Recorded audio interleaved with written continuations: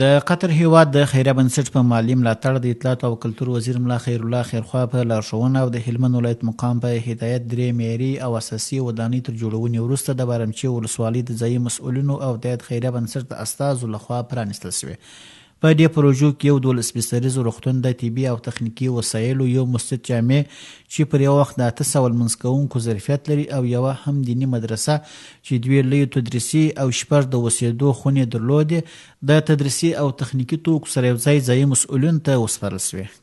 دیني مرکز د مدرسه چې په هغې کې به د ملت بچیان روزل کیږي او علما کرام متدین افغانان به خدمت پکې کوي انشاءالله.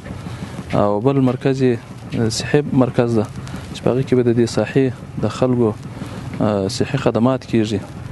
د بارمچي ځایي مسؤلینو له دې 3 واړو پروژو پرانیسته د دې ولسوالۍ لپاره اساسي خدمت وبله او د اړوند د خیریه بنسټ یې مننه وکړه چې په دې برخه کې سرمایه ګزاري وکړه. د بي سي دپاره یو داسې تعمیر جوړ سو چې هغه اساسي او ښه معیاري ځای جوړ سو. د واش پروګرام ډېر برابر دی، نو موږ ډېر خوشحاله سولو. هغه کلینیک به دلته انتقال کړو چې زموږ خدمات به نور هم مخ ته ولاړ سي. دا ماشاءالله ډېر ښه کار دی، د ثواب کار هم دی او ډېر ښه ضرورت هم د تعلیم ده. نو دا مدرسه جوړ سوي دي، موږ خوشحاله زنده الله د شیخ صاحب خدمتونه قبول کړي. د بارمچي ولسوالۍ اوسېدونکي د یادو پروژو په پرانیستې خوښي څرګندوي او له اسلامي امارت غواړي چې له مرکز لرې پرتې دې ولسوالۍ ته نور هم اساسي کارونه وکړي.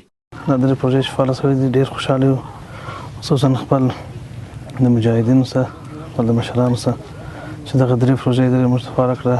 یو مسجد، یو مدرسه او یو هسپتال. د دې سیمې اوسېدونکي وایي د اسلامي امارت په واکمنېدو سره سر او مال امن خوندي شوی، نه یوازې چې د تګ راتګ لپاره اسانتیاوې ورته برابر شوي دي، بلکې په دښتونو او ریګي سیمو کې چې وړاندې کلونه به د غلو او نورو ناوړه تورستي پیښو شاهده وه، اوس لار امن شوی او خلک په ارامه او امنیتي ډول تګ راتګ کولی شي. حمدالله همدرد، د افغانستان ملي ټلویزیون، د هلمند بارمچا ولسوالي.